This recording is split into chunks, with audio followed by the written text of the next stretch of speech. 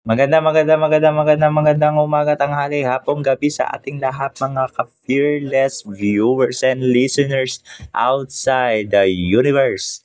Ako nga pala ang inyong bagong makakasama dito sa FB ay walang iba kundi ang inyong fearless Kuya Jay.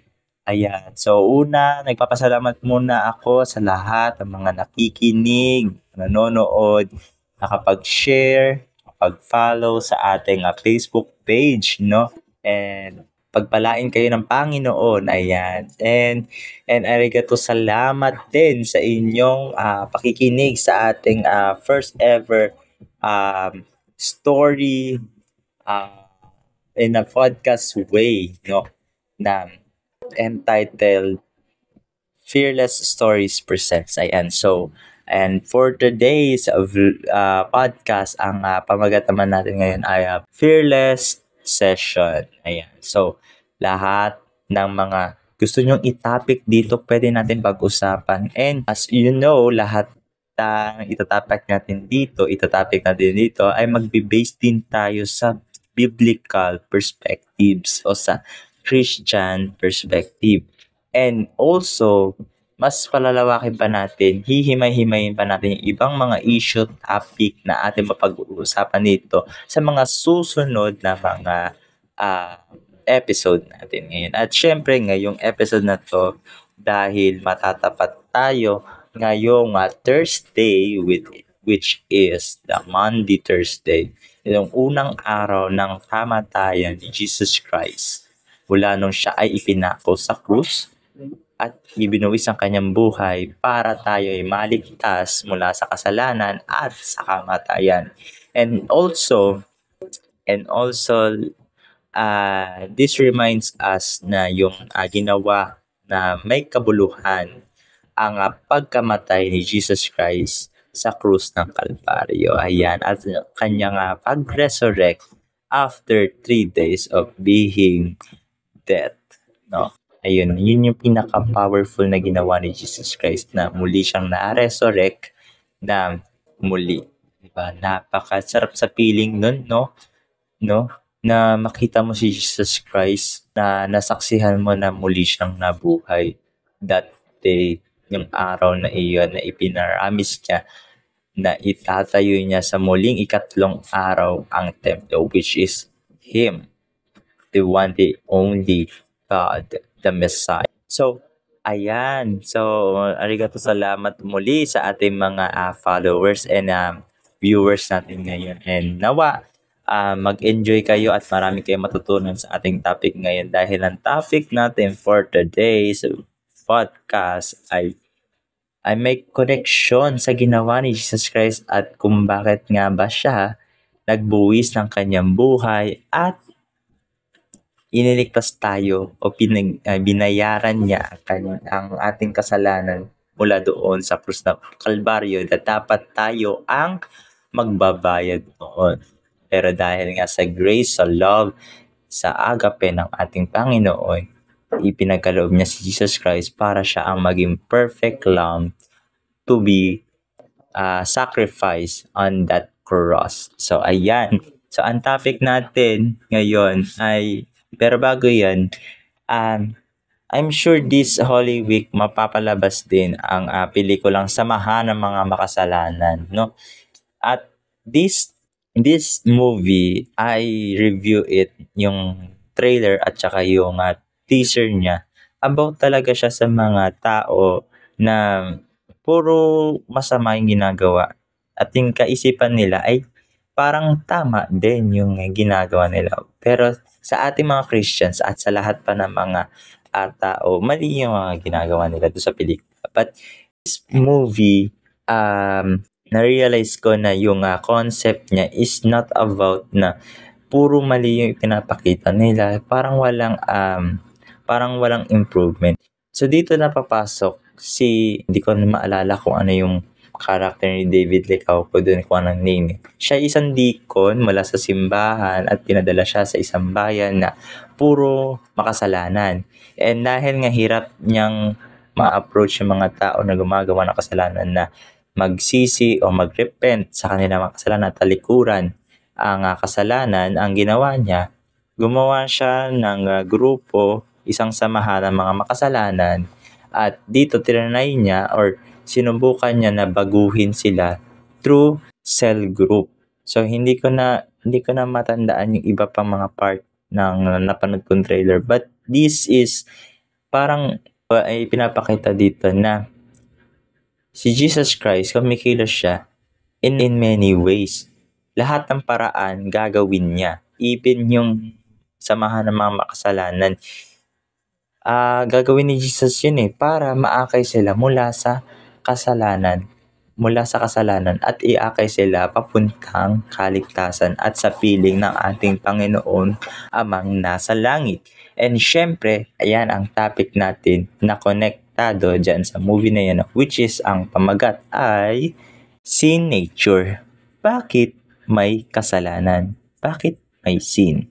So, bago tayo magsimula, let us pray. Bless you, Lord God, Heavenly Father, Panginoon, tunay nga pinapupurihan, pinapasalamat namin ikaw, Panginoon, sa araw na ito, Panginoon. Nawa, Panginoon, thank you, Father God, sa pagbigay ninyo ng sapat na kaalaman, katalinuhan, kalakasan, Panginoon, pagbibigay ng buhay, Lord God, sa araw na ito, Panginoon. Nawa, Panginoon, bigyan niyo rin kami ng sapat na kaalaman, katalinuhan upang maunawaan ang itong mga topic na ito, Panginoon. Even, Lord God, ang mga nakikinig, nanonood, at nawa, Lord God, ma-feel nila ang iyong presence, Panginoon, at maunawaan nila ang topic natin for today's podcast, Panginoon. Nawa, Panginoon, ma-reach out po, Panginoon, maunawaan, Panginoon, ng marami pang tao, Panginoon, na makakapakinig, makakapanood nitong episode na ito, Panginoon. Nawa, this Holy Week, Panginoon, na maging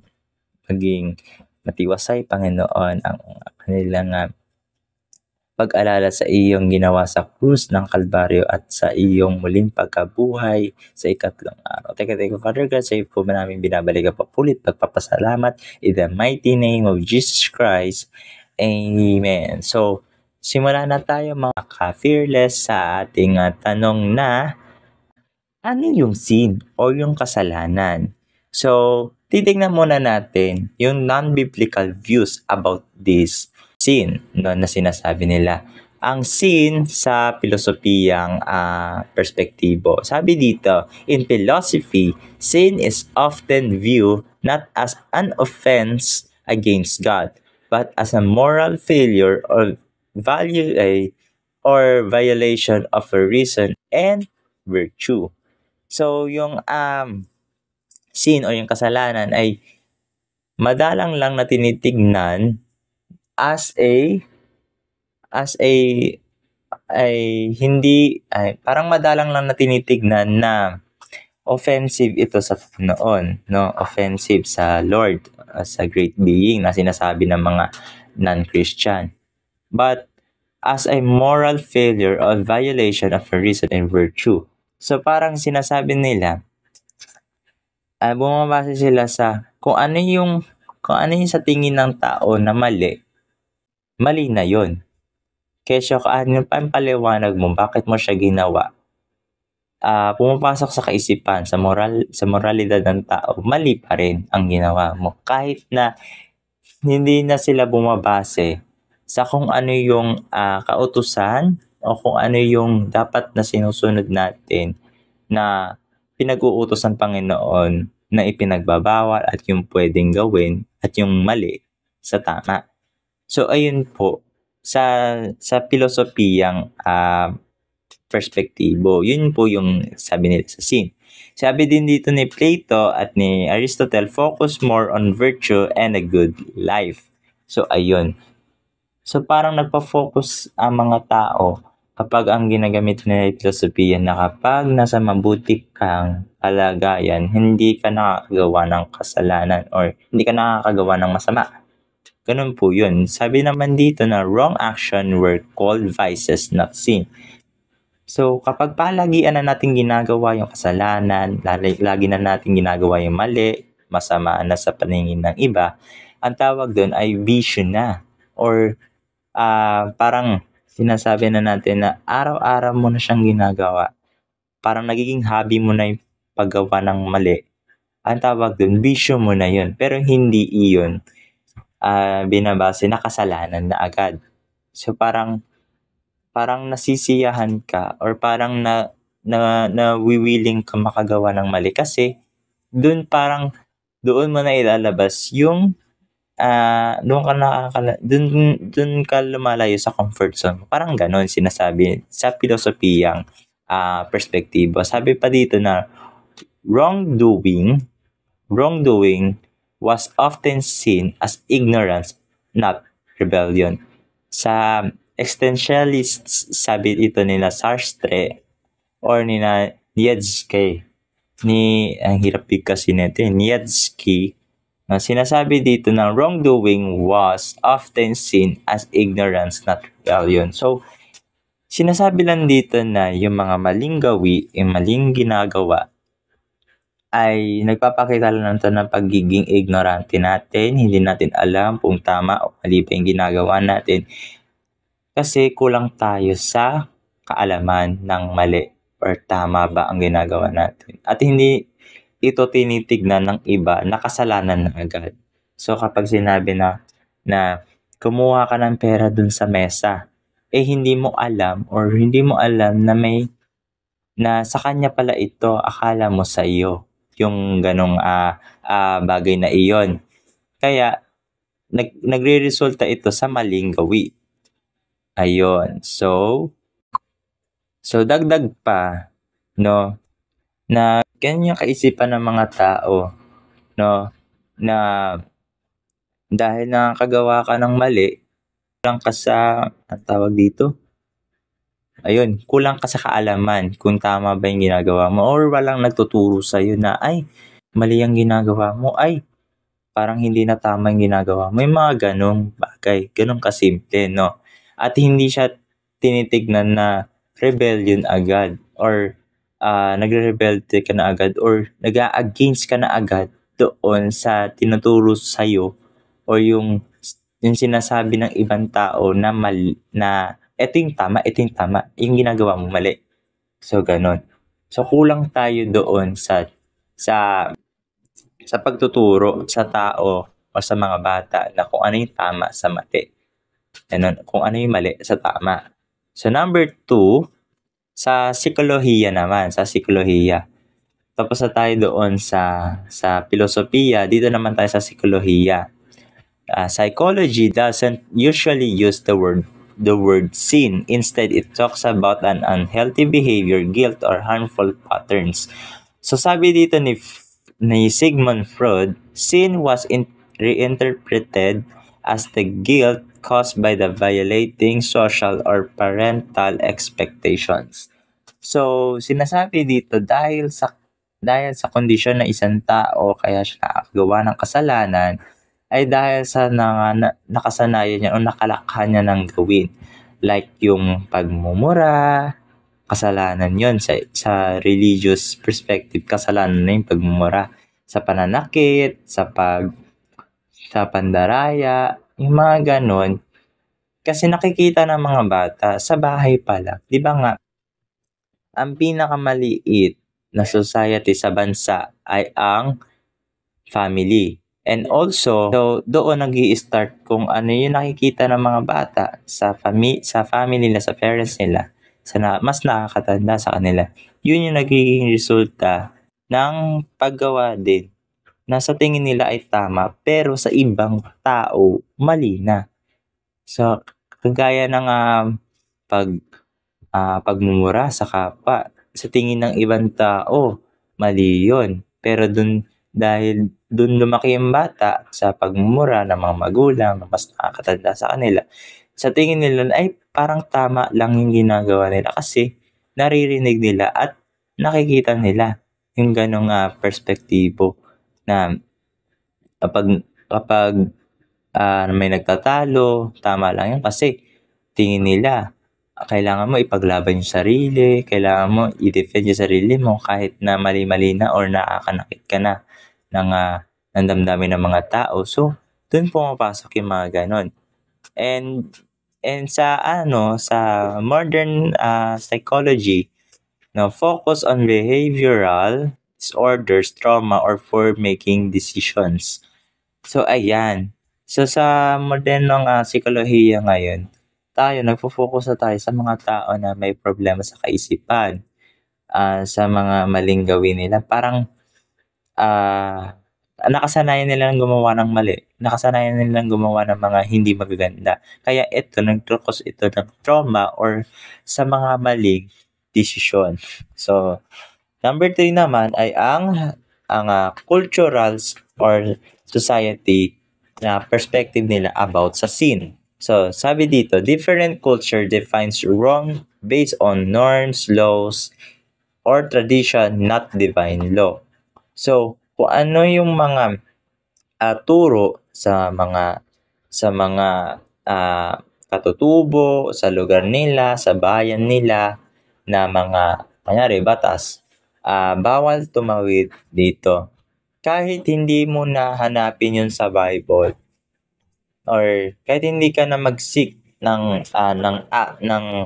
mag-seek kay Lord kung tama ba yung pagsunod mo or hindi sa law, sa society, alam mo na yun malalaman mo na yun na tama or mali kasi nagbaba ng order ang inyong pinuno or ang namumuno sa tribo ninyo, sa society ninyo na mali ang ginagawa ninyo.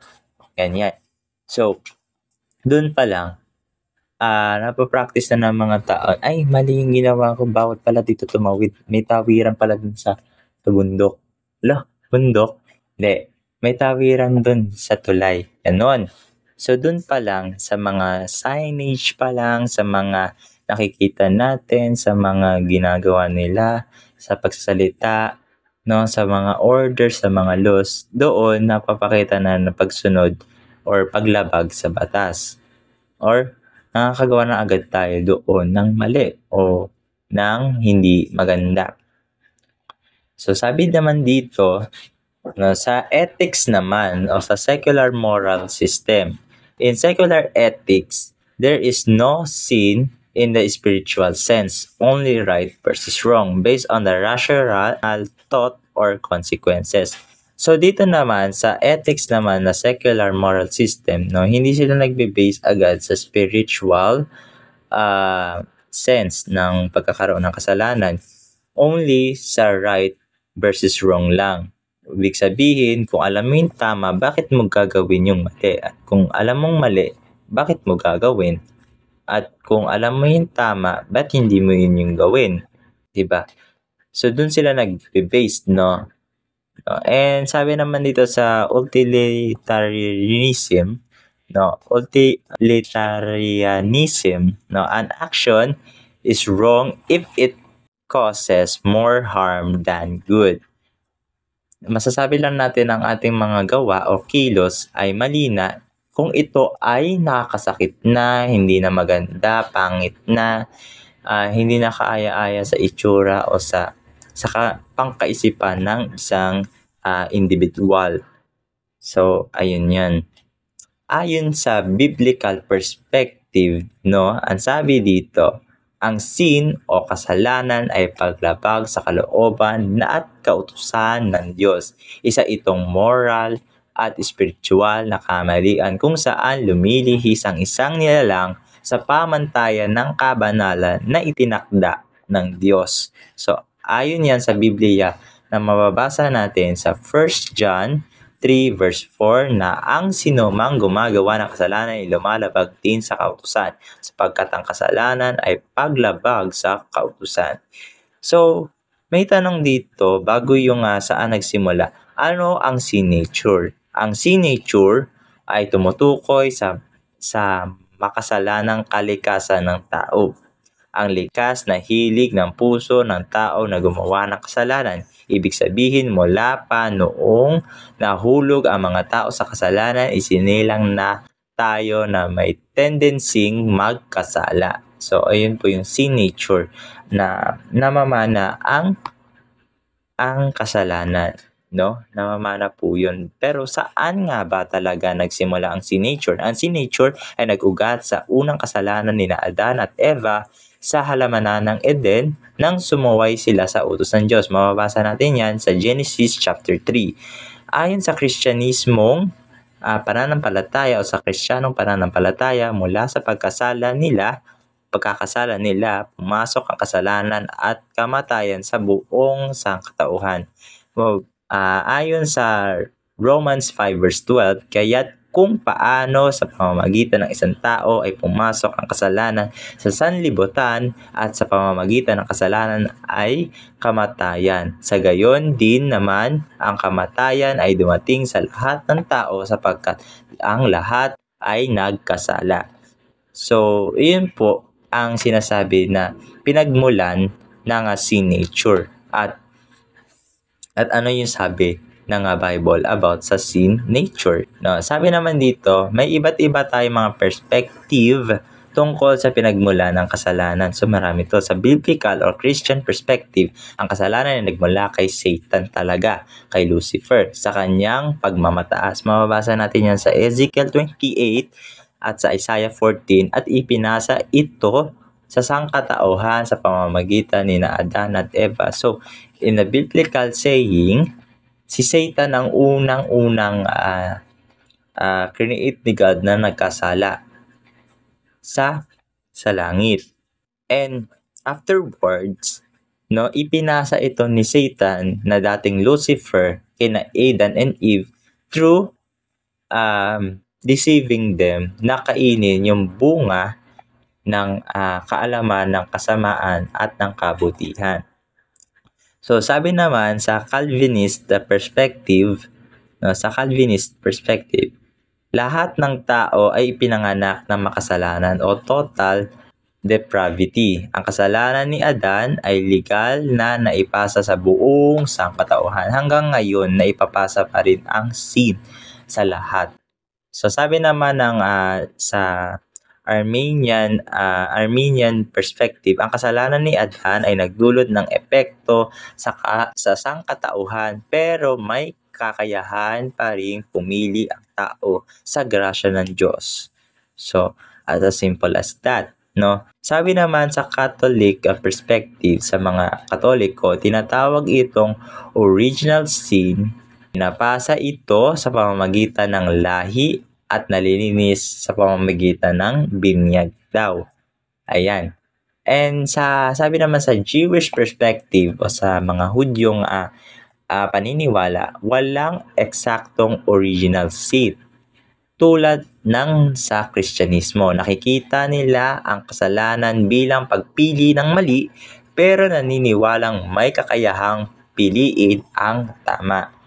So ganun yung perspective sa mga Hudyo about sa sin. So dito naman sa iba pang mga view, kung susumahin natin, ito pa yung ibang mga view. View about sa sin. So sabi ni Saint Agustin daw ng Hippo, sabi niya, kasalanan ni Adan, yun yung pinagmulan daw kasalanan ni Adan. Sabi ni Agustin, ayon ang buong sangkatauhan ay nagmana ng kasalanan ni Adan. Hindi lang bilang halimbawa, kundi bilang namamanang kalikasan or inherited sin nature. So ibig sabihin yan, sinasabi ni Agustin na ang kasalanan ng ancestor natin na si Adan ay pamana natin likas. Patuloy siyang nasasalin generation by generation. So kapag isinilang ang isang sanggol, dala na niya ang makasalanang likas. Ito'y dahil sa si Adan ang representasyon ng buong sangkatauhan. So, impluwensya ito ng Catholic Church at ng Calvinism. So, ito yung turo ng mga Katoliko at Calvinism na impluwensya na rin nila. Sabi naman ni Pelagius or Pelagian view, sa personal na pagpili ng masama, yun sabi niya, Sabi dito, tinutulan ni Pelagius o ni Pelagius, sorry, dami kong mali. Ni Pelagius na pagpili ng masama ay personal. Yon. Ayon sa kanya kasi, isinilang ang tao na inosente o morally neutral. So, ibig sabihin, ang tao daw nung isinilang, hindi niya alam ang tama at mali. Totoo naman yun. Pero ang kasalanan ay resulta lamang ng personal na pagpili. Hindi ito namamana, sabi ni Pelagius sa kanyang perspektibo o sa kanyang pananaw. Sabi dito, kaya posible mamuhay ang tao nang walang kasalanan kung gugustuhin niya. So sa isip-isip ni Pelagius na kapag ang tao ay hindi nag-iisip or hindi niya iniisip kung ano yung ginagawa niya, yung tama ba o mali, kung pipiliin niya gumawa ng mali, ginusto niya yon at hindi ginusto ng iba at hindi ginusto daw ng Lord. So parang pinili ng tao or free choice yun ng tao na magkasala. So na-influence ito rejected by the most Christian churches pero may influensya sa liberal theology. So yung ganitong perspective ni Pelagius ay nireject ng most Christian churches pero may influensya sa malayang teolohiya. So tinanggap pa rin ito ng ibang society but the Christian churches did not accept this kind of view. So sabi naman dito, so nasabi na to, sa semi-Pelagian view by John Cassian and ng iba pa, may kahinaan ang tao pero may kaunting kakayahan pa rin. So, may kahinaan ng tao na makagawa ng mali na nalalaman niya. Pero may kakayahan na makagawa ng mali. Mahina lang yung tao na napigilin yung sarili niya na makagawa ng mali, pero kaya niyang makagawa pa rin ng mali. Para malinaw, pinaniniwalaan na naaapektuhan tayo ng kasalanan ni Adan, pero hindi tayo ganap na masama. So, ibig sabihin yan, porket tayo daw ay nakagawa ng kasalanan, masama na tao tayo. Ang perspektibo lang daw nila dito is when you do the sin, you dahil sa mali lang yung decision mo, dahil hindi mo lang naintindihan kung ano yung mali at yung mali sa tama at yung kung ano yung tama sa mali. Sabi dito, kailangan natin tulong ng biyaya ng Diyos pero may kakayahan pa ring makipagtulungan ang tao sa grasya. So free choice pa rin ng isang tao na piliin yung maling gawi instead of gawin yung tama dahil sa ating pangangailangan pang sarili, no? At influensya pa rin ito ng Roman Catholicism, especially ng Reformation. So, ayun yon. So, ayan. Sabi naman sa Eastern Orthodox view, ang pinagmulan daw ay kalagayan ng kamatayan at kahinaan, hindi yung guilt. Ito yung paliwanag nila. Hindi pinaniniwalaan ang original sin tulad ng kay Augustine. Sa halip, ang sangkatauhan ay nagmana ng kahinaan, pagkasira ng kalikasan at kamatayan, hindi legal na guilt. So sa halip, may inclination to sin, no? Pero hindi likas na masama ang tao. So parang ibig sabihin, nakakagawa sila ng mali, pero hindi ibig sabihin na ang tao ay may mali ng ginagawa, masama na. Kasi, yung iba, kaya nila nagagawa daw yung mali, it's because pinagtatanggol nila yung sarili nila. Self-defense ba? Kunyari, uundayan ka na ng saksak, pero naunahan mo siya. So, hindi ibig sabihin nun, once na inundayan mo siya or gumanti ka ng sa tingin ng iba ay mali na gumante. Pero dahil nasa sitwasyon ka na hindi mo na wala ka na magagawa kundi pagtanggol yung sarili mo, nagawa mo yung mali. Ibig sabihin nun, porket nasakta mo na yung ibang tao dahil gusto mong protektahan yung sarili mo, mali ka na. Or mali na yung ginawa mo. Or masama ka na. So, hindi po ganun yun. So, sabi naman dito, no?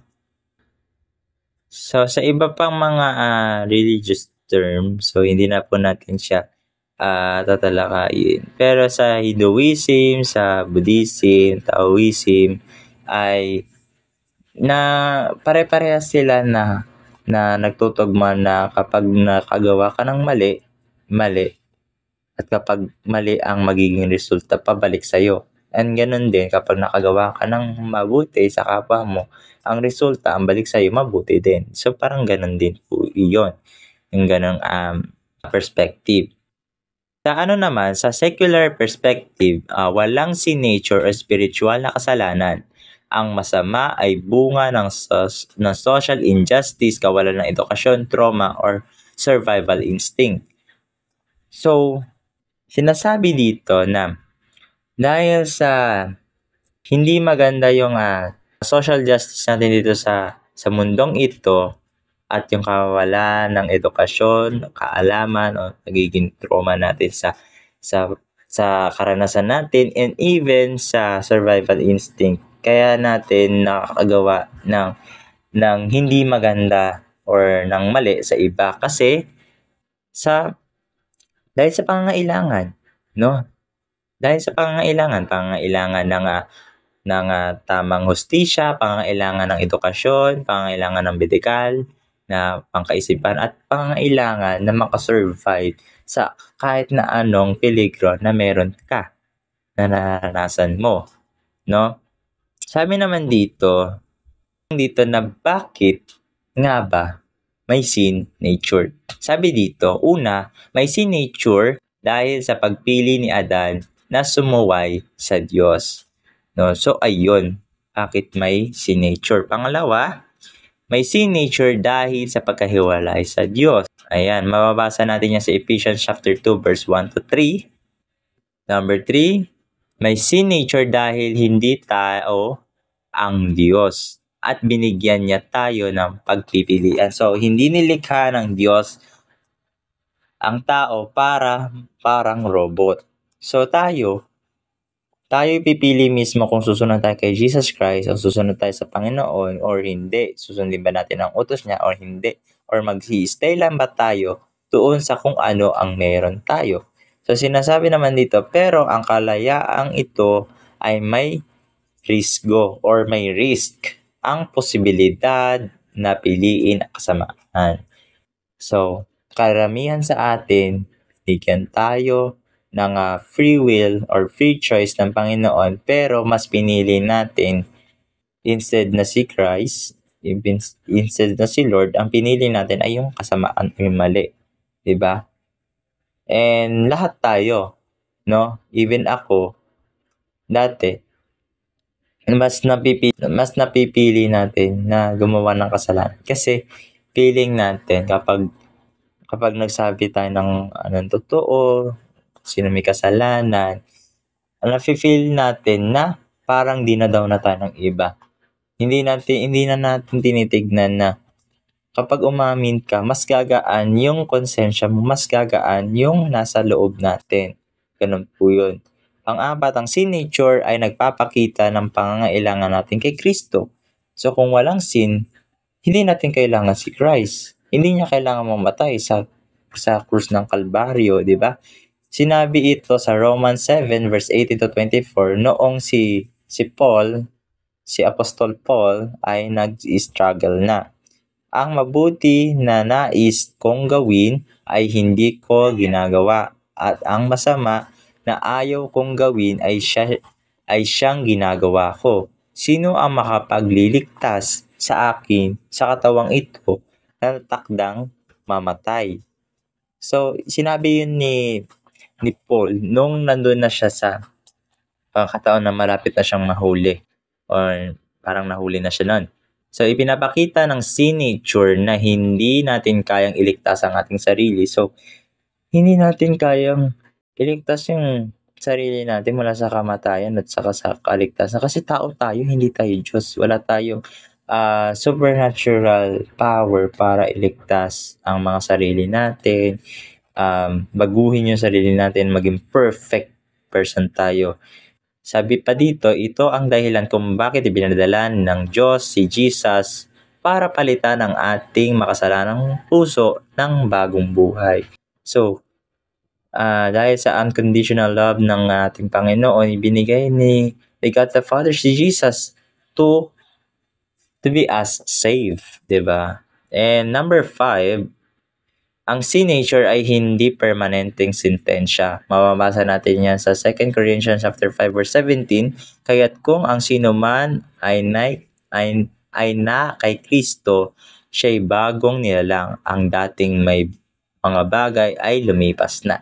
So, yung mga dati nating mga nakasalanan na nagawa, yung mga hindi natin magagandang pananalita, pag-approach sa ibang mga tao, kakahulugan na hindi permanente ang kasalanan. Ang kasalanan ay natatalikuran, ang kasalanan ay nare-repent sa ating Panginoon. Kay Kristo may pag-asa, kapatawaran at pagbabago. Once na ang tao ay may kasalanan, eto na. Dito na papasok si Christ sa buhay natin. So, yun yung solusyon, no? Once na nakagawa tayo ng kasalanan, all we need to do is to repent to Jesus. And nothing more less.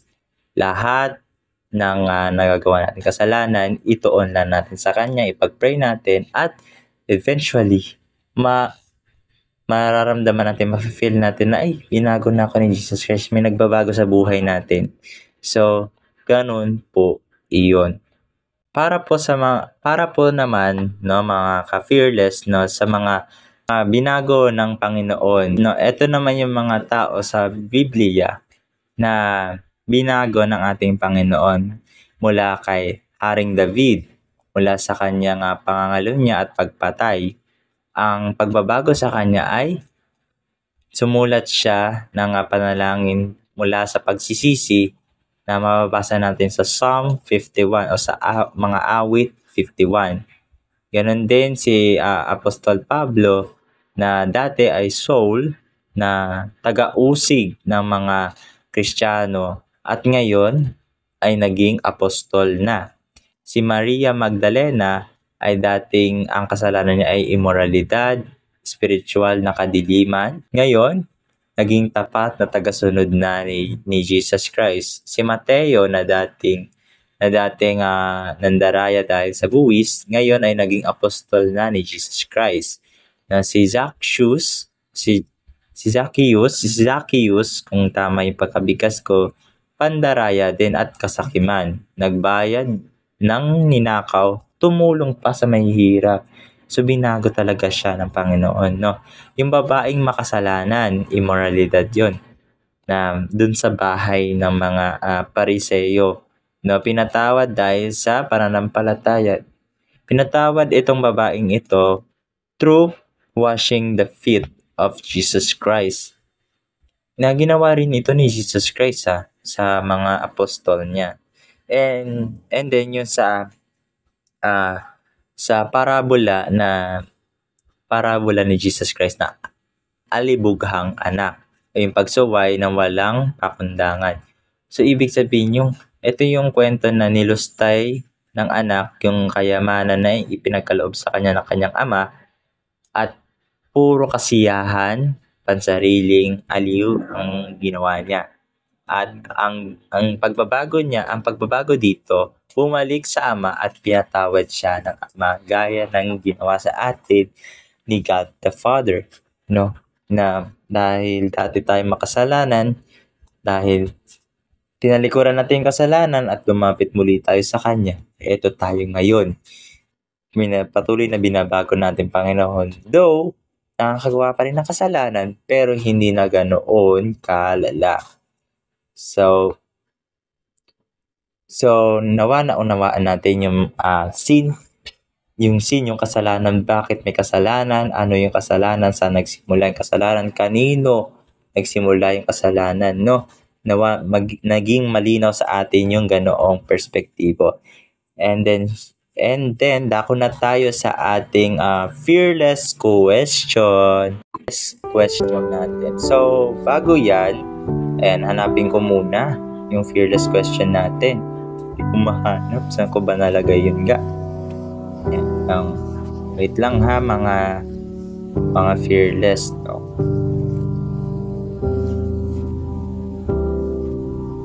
Ito na nga, mga ka-fearless, no? Ito yung ating fearless question. Kaya bang magbago ng isang taong paulit-ulit na gumagawa ng kasalanan kung sa tingin ng iba ay wala na siyang pag-asa? Yes or no? And why? So, ayan. So, pinost po natin itong question na ito last week. So, kaya naman ay titingnan natin kung ano yung mga sagot nila. No? Kung yes ba sila or no, o neutral lang sila. So, unahin muna natin yung mga nag-message sa atin through PM. So, sabi dito ng ating fearless kuya natin na si Joshua Asis. Sabi niya dito, good evening, Jay. Yes, as long as my repentance and intentional desire to change and build and rebuild a relationship with God. Ayan. At sabi naman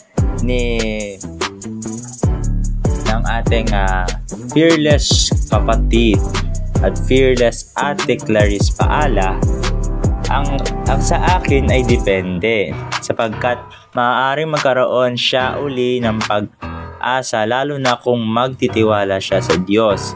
Hahayaan niyang mamuhay ang Panginoong Hesukristo at ang Ama at hinayaan niyang sila ay mamayani sa kanyang buhay. Katulad na lang sa pagsamba sa Diyos at pagsunod sa utos nito. Sa pamamagitan nito ay magkakaroon ka muli ng isa pa o higit pang pagkakataon na magbago. Ngunit maaari rin namang hindi na siya makapagbago kapag ang hinayaan niyang mamuhay sa kanyang pagkatao ay ang pagkakasala. At hindi siya sumasampalataya sa Diyos ay hindi na siya magbabago sa paggawa ng paulit-ulit na pagkakamali. Yan. So thank you, fearless ate Clarice Paala. So sabi naman dito ni fearless kuya Hedrix, no, because kahit marami siyang nagawang kasalanan, if magbabago siya, may chance pa rin na paniwalaan siya ng mga tao kasi wala namang perfectong tao. Siyempre, every human needs a chance. If hindi pa rin sila nagbabago, siguro wala ng chance para magbago kasi once na binigyan ka na ng chance, panindigan mo yun kasi parang yun lang chance mo na magbago.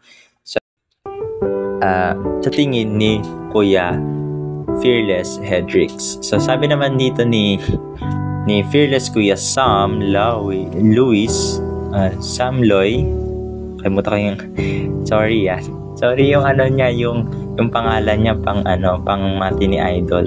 Yes. Sabi dito, yes, kasi habang may forgiveness, may chance pa na magbago, and never napagod ang Lord na mag-forgive if nag-confess tayo sa Kanya. So, very short but malaman yung sinabi ni Fearless Kuya Sam, no?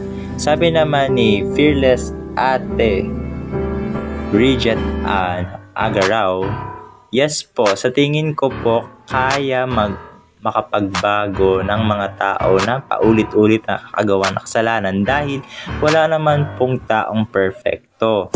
Ako, ikaw, tayong lahat nakakagawa ng kasalanan at hindi isa lang, maraming beses.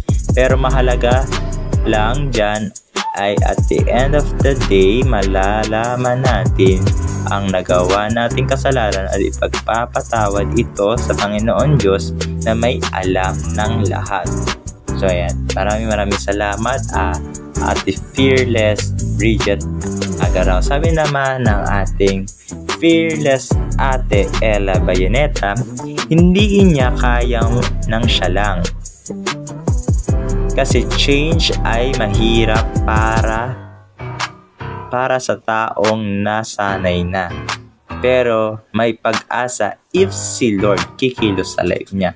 So sinasabi dito ni Ate Fearless Ella Bayoneta ay hindi kaya ng tao na mag-isa lang na magbago. Kagaya ng sinabi natin, hindi natin kayang iligtas ang ating sarili mula sa kasalanan at sa kamatayan kung hindi si Lord kikilos sa atin. So, ayan yung mga fearless kapatid natin na mga nag-direct message natin para masagot yung tanungan, yung fearless question natin kanina.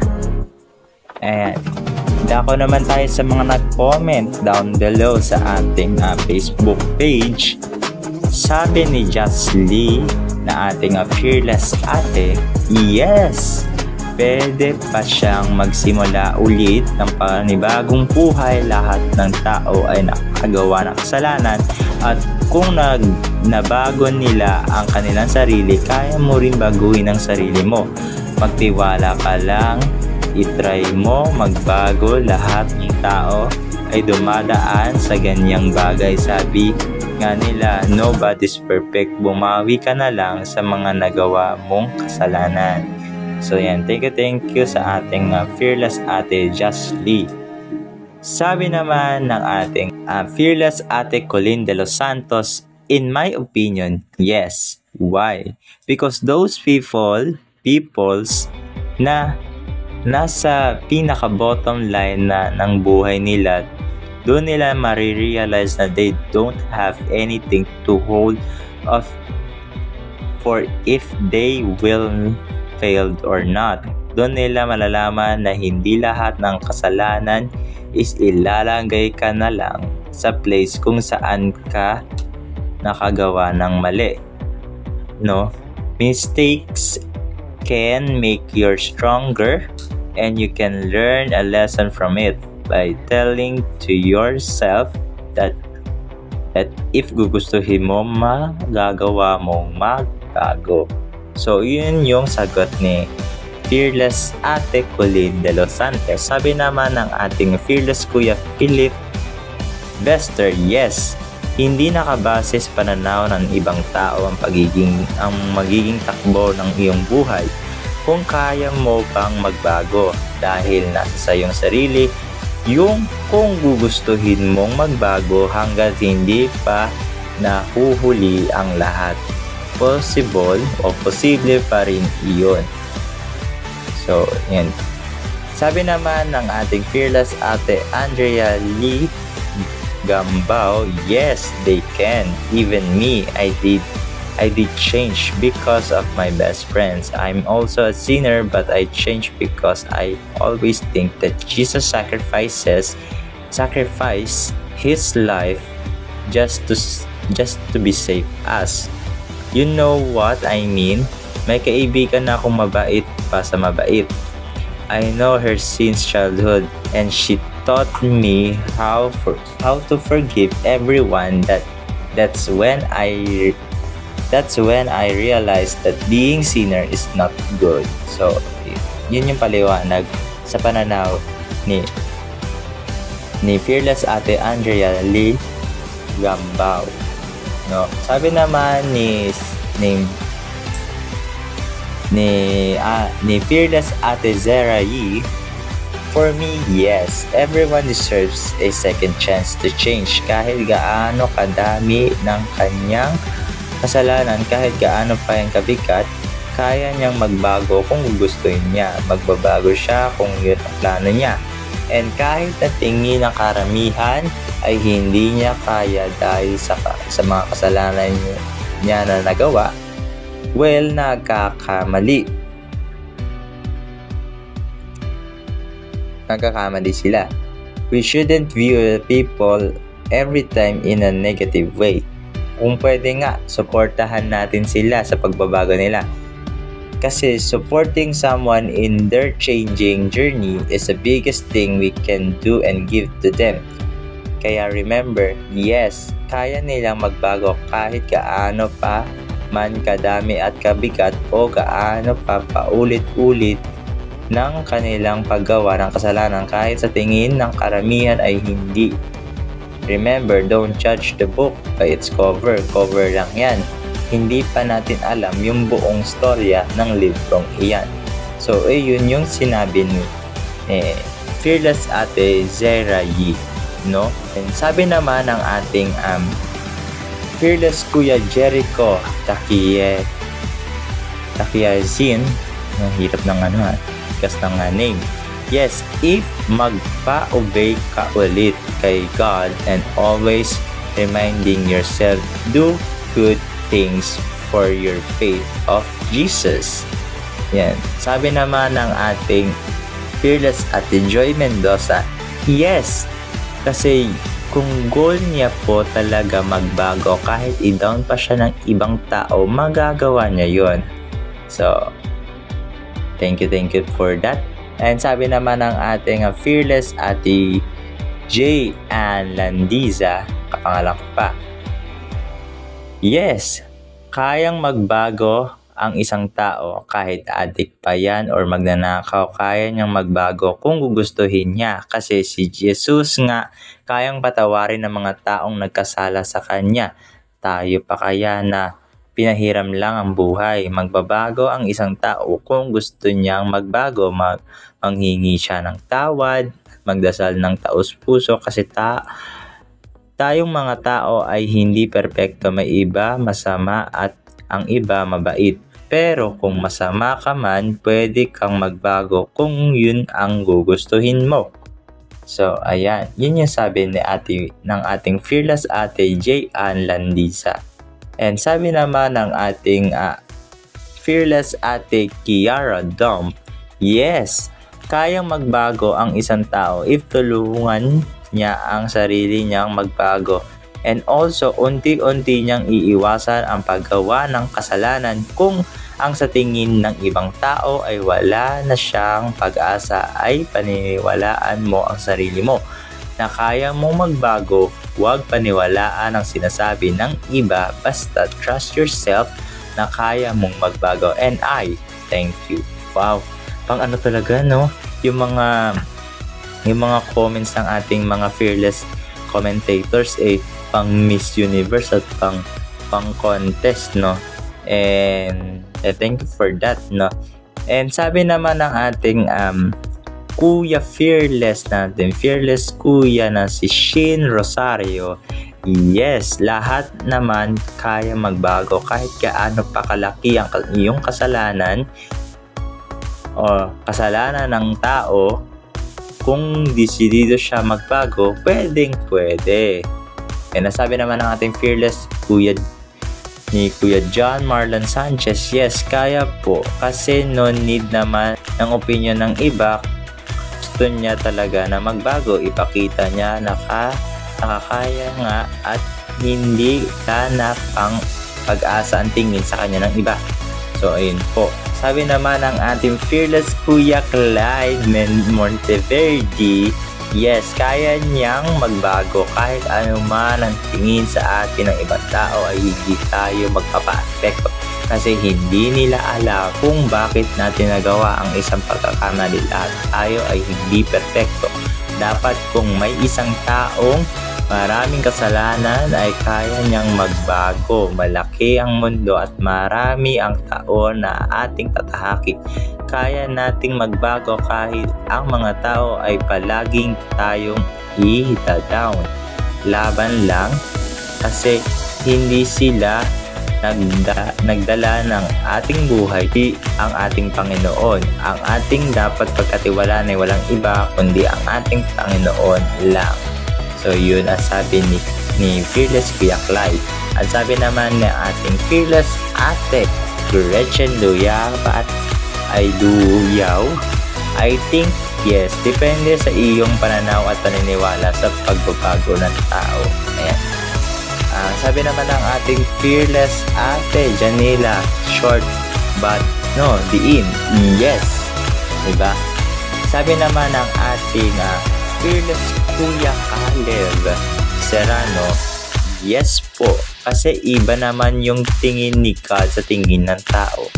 So, short din pero may laman. Sabi naman ng ating fearless Kuya Forgotten Memories, hati yung opinion niya. Sabi dito, yes, ang pagbabago ay posible para sa lahat kahit na sa mga taong paulit-ulit na gumagawa ng kasalanan. Ang bawat tao ay may kakayahan na magbago at mag-improve ng kanilang sarili. Ang pagbabago ay depende sa individual at sa kanyang determinasyon na magbago. Sa no naman, ang sabi niya, kung ang isang tao ay paulit-ulit nang gumagawa ng kasalanan, maaaring ito ay naging bahagi ng kanyang pagkatao at hindi na mababago. Ang mga taong nakikita na walang pag-asa ay maaaring hindi na magkaroon ng motibasyon na magbago. At ang pagbabago ay hindi laging posible, lalo na kung ang tao ay hindi na handa o hindi na kaya na magbago. So, hati yung opinion dito ng ating fearless Kuya Forgotten Memories. Sabi naman ng ating fearless ate Princess, yes, kasi di naman porket nakagawa ka ng kasalanan, di mo na kayang magbago. So, ayan. So, arigato, salamat sa lahat ng mga nag-comment, nag-message sa atin. Tanong na, kaya bang magbago ng isang taong paulit-ulit na gumagawa ng kasalanan kung sa tingin ng iba ay wala na siyang pag-asa? So, para sa akin naman, no, ay magbago ng isang tao, no? Ang kailangan lang is repentance with pagtalikod sa kasalanan. Kasi kung repentance lang pero walang pagtalikod sa kasalanan, walang kwenta yung pag-repent, pagsisi, at pagtanggap kay Jesus Christ, no? Walang silbi mga ganon. No? Nonsense yung pag-confess natin kay Jesus Christ. Kinonfess natin kasalanan, pero may pagtanggi pa rin, mga ka-fearless, no? And then, syempre mga ka-fearless, nako, nawa, lahat tayo ay may naunawaan, lahat tayo may naintindihan sa ating topic ngayon for our 1 hour. So, napakahaba. Ang dami nating mga pinag-usapan na napakahalaga talaga. Pero, ang mahalaga, may naintindihan tayo sa ating topic ngayon. So, I hope mga ka-fearless natin dyan outside the universe ay nawa alalahanin natin ang ginawa ni Jesus Christ mula sa krus ng Kalbaryo at intindihin natin ang mga taong nakakagawa ng kasalanan kung bakit yung nagagawa iyon. Ang gawin natin, kagaya ni Jesus Christ, magpatawad at kung meron man tayong nagawa ng kasalanan, hingian din natin sila ng kapatawaran. And also remember, Jesus is always there and He always forgive you when you come and confess.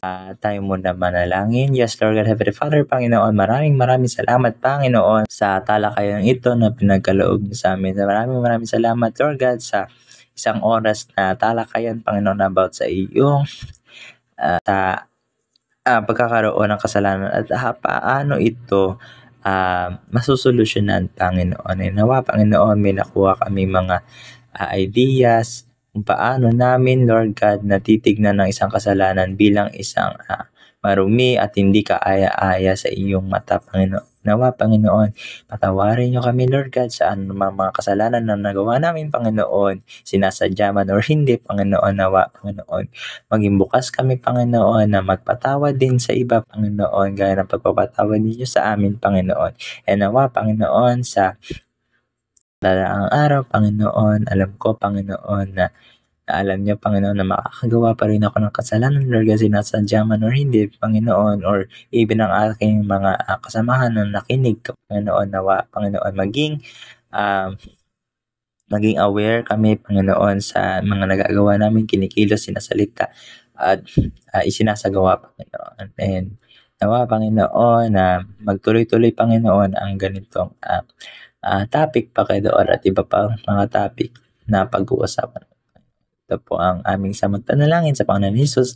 Amen and amen. Mga ka-fearless, nawa ay maging masaya tayo sa araw na ito. And nawa, ma-share nyo ito, fearless viewers. Yan. Also remember, mga ka-fearless, kapag tayo ay malumiti lang dahil kasama natin ang ating Panginoong nasa langit at nandyan lang lagi si Jesus para ikay akayin.